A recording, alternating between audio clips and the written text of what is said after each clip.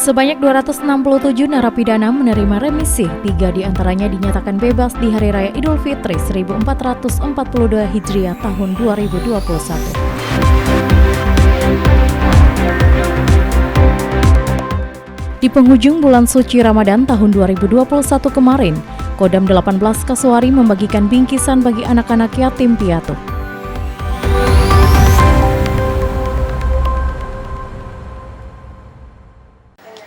Salam jumpa pemirsa, senang sekali saya Maria Talim Bekas dapat kembali menjumpai Anda dalam program Berita Papua Barat hari ini. Sejumlah informasi di Papua Barat akan kami hadirkan untuk Anda.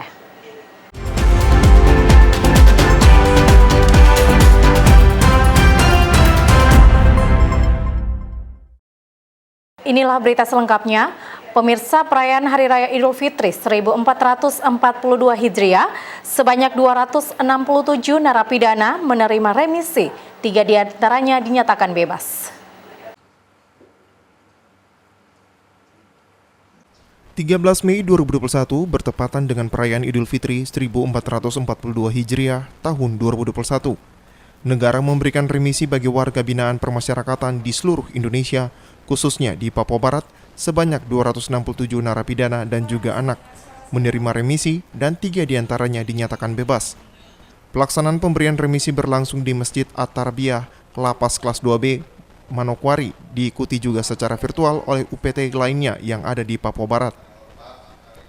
Kakanwil Kementerian Hukum dan HAM Papua Barat Slamet Priantara menyampaikan, dari 1.103 jumlah narapidana dan juga anak pidana yang ada di rutan se-Papua Barat, ada sebanyak 267 mendapatkan remisi, sedangkan 3 diantaranya dinyatakan bebas.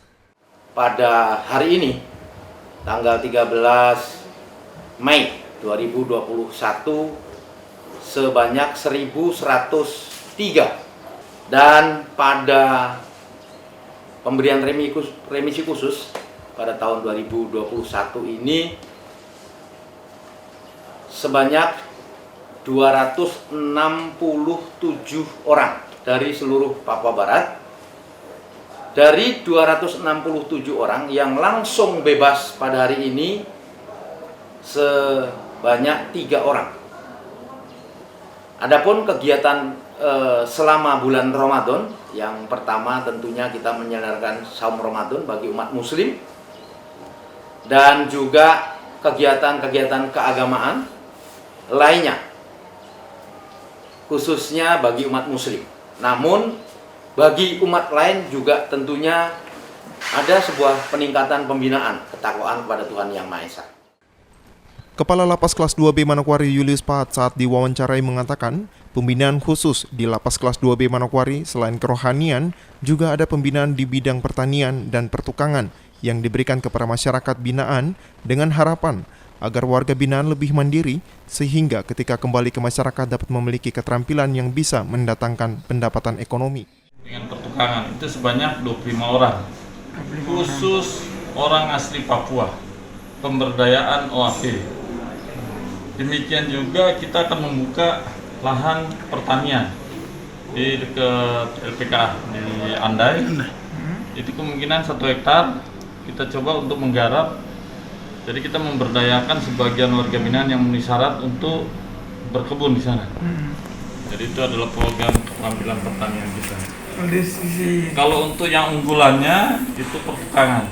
Teman-teman nanti bisa lihat di situ ada megeler semua. Nah, dengan Dinas Tenaga Kerja juga kemungkinan akan memberikan pelatihan juga 25 orang lagi untuk pelatihan keterampilan megeler, pertukangan kayu. Jadi mudah-mudahan ke depan kita akan lebih meningkatkan lagi semua program pembinaan.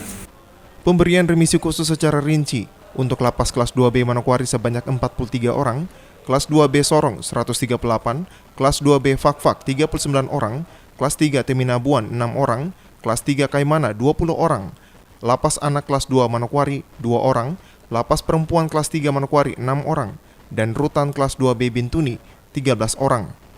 Jimmy Tabisu, TVRI Papua Barat melaporkan. Pemirsa, perayaan sholat Id di Masjid Darul Ulum Amban Manokwari berjalan lancar dengan menerapkan protokol kesehatan. Pelaksanaan sholat Id 13 Mei 2021 dilaksanakan di masjid sesuai dengan himbauan pemerintah. Salah satunya umat muslim di Masjid Darul Ulum Amban Manokwari. Tepat jam 7 pagi umat muslim di wilayah Amban Manokwari melaksanakan sholat Id bersama. Dari pantauan terlihat petugas gabungan dari TNI dan Polri serta organisasi masyarakat dan pemuda berpartisipasi dalam pengamanan jalannya sholat Id. Protokol kesehatan juga diterapkan bagi umat yang ikut ibadah sholat Id, seperti mencuci tangan, memakai masker, dan juga melakukan pengukuran suhu tubuh. Untuk pelaksanaan sholat Id di Masjid Darul Ulum sebagai khotib dipimpin oleh Ustadz Heru Joko Budrianto, sedangkan imam Ustadz Sulaiman. Dalam ceramahnya menyampaikan seluruh berkah yang kita dapatkan berasal dari Tuhan, sehingga kita juga harus menjadi berkat bagi sesama kita yang membutuhkan. Dalam ibadah sholat Id juga disampaikan jumlah zakat yang terkumpul dari 864 jiwa untuk zakat dalam bentuk uang sebesar Rp28.255.500. Untuk zakat fitrah beras sebanyak 92,5 kg. Zakat mal sebesar Rp19.575.000, infak sebesar Rp6.796.000, untuk sedekah Rp5.469.000, dan untuk fidyah sebesar Rp1.925.000. Secara keseluruhan jumlah yang terkumpulkan sebesar Rp62.021.000. Jimita Bisu, TVRI Papua Barat melaporkan. Pemirsa, di penghujung bulan suci Ramadan tahun 2021, Kodam 18 Kasuari mengunjungi panti asuhan di Kampung Aimasi SP3 Distrik Pravi Manokwari. Kegiatan yang dikemas dalam wadah bakti sosial ini dipimpin langsung oleh Pangdam 18 Kasuari Maijen TNI Inyoman Santiasa yang didampingi Ketua Persid Kartika Chandra Kirana, Pengurus Daerah 18 Kasuari Nyonya Adi Nyoman Santiasa. Bingkisan berkah Ramadan yang dibagikan dalam bakso sejumlah 78 paket yang terdiri 49 paket bingkisan untuk para kaum duafa dan 29 paket untuk anak-anak yatim piatu. Kepada para duafa dan anak-anak yatim piatu, Pangdam berpesan agar selalu mensyukuri nikmat yang diberikan Tuhan Yang Maha Esa. Kita sebagai manusia yang saat ini menjalani kehidupan harus kita lanjutkan. Perjalanan hidup ini harus kita lanjutkan. Kita jangan menyerah dengan kondisi yang ada. Ya, kita masih bersyukur diberikan tangan, kaki, semua, mata. Ternyata kalau kita lihat masih ada sosok kita yang lebih berat, ya, menjalani hidup ini. Makanya kita semuanya mari kita bersyukur, ya, kita diberikan kesehatan, kehidupan sampai hari ini, detik ini kan kita masih bisa bersilaturahmi, berkumpul ini. Saya minta jaga kesehatan nih Bapak Ibu sekalian, khususnya yang untuk duafa, ya, di situasi COVID-19 tetap jaga protokol kesehatan, ya, pakai masker, kalau ketemu orang banyak, kalau di rumah silakan cuci tangan dan sebagainya, pakaian sudah. Ya, kita sehat. Sementara itu, atas kunjungan dan pemberian bingkisan tersebut, Ketua Yayasan Salafiyah Abdul Kholik Bukhori menyatakan bangga dan berterima kasih atas perhatian dari pihak Kodam 18 Kasuari yang telah mengutus Bapak Panglima Kodam 18 Kasuari datang di Aimasi untuk membagi bingkisan berupa sembako untuk kami yang mualaf dengan yatim piatu. Kami sangat terima kasih. Kegiatan yang berlangsung di Balai Kampung Aimasi ini juga dihadiri Kasdan 18 Kasuari Brigjen TNI Joko Andoko, para pejabat Kodam, Wakil Ketua Persid Nyonya Aristika Joko Andoko, dan ibu-ibu pengurus Persid Kartika Chandra Kirana, pengurus daerah 18 Kasuari, serta ibu-ibu pengurus Kapolsek Pravi, Kepala Distrik Pravi, Kepala Kampung Aimasi, dan anggota DPRD Kabupaten Manokwari. Di hadapan para yatim piatu, Pangdam 18 Kasuari Maijen TNI Inyoman Santiasa berpesan agar mereka tidak putus harapan, namun harus tetap optimis dalam menyongsong masa depan, meskipun mereka sudah tidak lagi memiliki salah satu atau bahkan kedua orang tua sekalipun. Banyak, ya, mari kita jalani hidup ini, ya, walaupun situasi kita sedang, ya, sebagai anak yatim, ya, sebagai anak piatu atau yatim piatu, keduanya tidak ada. Untuk itu mari kita bersyukur, ya. Suatu saat Tuhan akan memberikan suatu petunjuk-petunjuk kita mau kemana. Pada kesempatan itu, Ketua Yayasan Pondok Pesantren Hidayatullah, Ustadz Ahmad Taufik, juga mengungkapkan rasa harunya dan mengucapkan terima kasih atas perhatian pimpinan Kodam 18 Kasuari. Alhamdulillah, kami sangat bersyukur dan bangga sekali atas kedatangan Bapak Pandam beserta Ibu dan rombongannya. Mudah-mudahan ini adalah suatu kehormatan buat kami, ya. Bapak Pandam di tengah-tengah kesibukannya bisa hadir dan betul-betul memberikan semangat buat anak-anak kami. Tim Liputan TVRI Papua Barat melaporkan.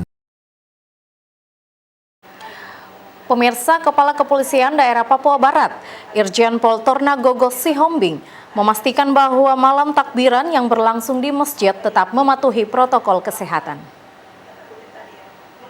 Hal ini dikatakan Kapolda saat melakukan pemantauan di beberapa pos terpadu Lebaran 2021. Kapolda menegaskan, malam takbiran yang bersifat konvoi untuk saat ini ditiadakan, dan hal ini sesuai dengan edaran Menteri Agama. Untuk itu diharapkan agar semua umat muslim yang mengikuti sholat id di masjid dan merayakan Hari Raya Idul Fitri agar tetap mengikuti protokol kesehatan untuk meminimalisir penyebaran COVID-19. Selain memantau pos Lebaran, pihak Polda juga membagikan masker gratis kepada para pengendara dan memperingati para pengendara untuk selalu menggunakan masker dan mencegah penyebaran COVID-19 semakin luas. Kita pastikan pelaksanaan Idul Fitri itu bisa terlaksana dengan baik. Ya, dan kita sudah pastikan bahwa pelaksanaannya nanti bersama-sama dengan panitia, aparat TNI dan Polri untuk di masjid, musola dan di lapangan yang memang mengadakan itu untuk memastikan sesuai dengan protokol kesehatan yang sudah ditentukan. Dan kita mengacu kepada surat edaran Menteri Agama nomor 07 ya. 07 di mana sudah dijelaskan di situ pelaksananya tidak ada takbiran itu tidak boleh di jalan raya, bolehnya hanya di masjid ya atau di musola dan di beberapa tempat aturannya sudah jelas ya. Kita akan mengacu kepada aturan-aturan itu.